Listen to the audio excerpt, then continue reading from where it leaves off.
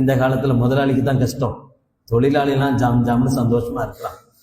அவனை பிடிச்சி காலையில வந்துடுறான்னு காலில் விழுந்து கெஞ்சி கூட்டு வர்றதுக்குள்ள போதும் போதுன்னு ஆகி போகுது. மாசமானா கரெக்டா சம்பளத்தை வாங்கிட்டு போயிடுறான். ஆனா அதுக்கு இடையில 2 நாள் அவனுக்கு உடம்பு சரியில்லைன்னு லீவு, 2 நாள் அவன் பொண்டாட்டிக்கு உடம்பு சரியில்லைன்னு லீவு, 4 நாள் பிள்ளைக்கு உடம்பு சரியில்லைன்னு லீவு. எவ்வளவு லீவு போட்டாலும் இருக்கிற சம்பளத்தை கரெக்டா வாங்கிட்டு போறானே தவிர தொழிலாளி கரெக்டா வேலை பார்க்க மாட்டேங்கிறான். முதலாளிட்டு சம்பளத்தை உருவுறதுல மட்டும் கரெக்டா இருக்கிறான் என்கிற குறைபாடு முதலாளிக்கு இருக்கு. பிகல் நாயகம் ஸல்லல்லாஹு அலைஹி வஸல்லம் சொன்னாங்க, ஒரு வியாபாரம் என்பது, இப்ப நான் கொடுக்கிறேன் நீங்க வாங்குறீங்க அப்படின்னா, எப்போ இந்த வியாபாரம் பரக்கத்தான வியாபாரமா இருக்கும் அப்படின்னா, நான் விற்கும் போதும் மனதார விற்கணும். எப்ப நான் மனசார விற்பேன்? நீங்க முழுமையான தொகையை தரும்போது மனம் நிறைஞ்சு அல்ஹம்துலில்லாஹ் சந்தோஷமா விற்பான் ஒரு வியாபாரி.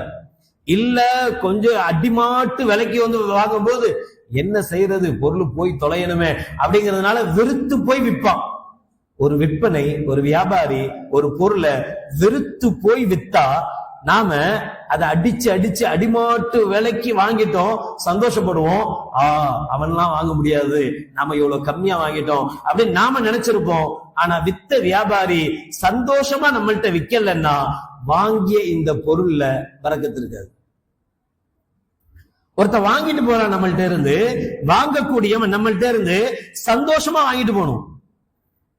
நம்மள்ட்ட இருந்தாலும் இவ்வளவு ஏமாத்தி வித்துட்டானே, இப்படி ஏமாத்தி வித்துட்டானே என்கிற வைத்தறிச்சலோட ஒரு பொருளை வாங்கிட்டு போனா, நம்ம எவ்வளவுதான் அதிக விலை கொடுத்து அதை வித்திருந்தாலும் அந்த வித்த பணத்துல பரக்கத்து இருக்காது என்றார்கள் கண்மணி நாயகம் ரசூலுல்லாஹி ஸல்லல்லாஹு அலைஹி வஸல்லம். எவ்வளவு அழகாக நமக்கு உணர்த்துறாங்கல்ல.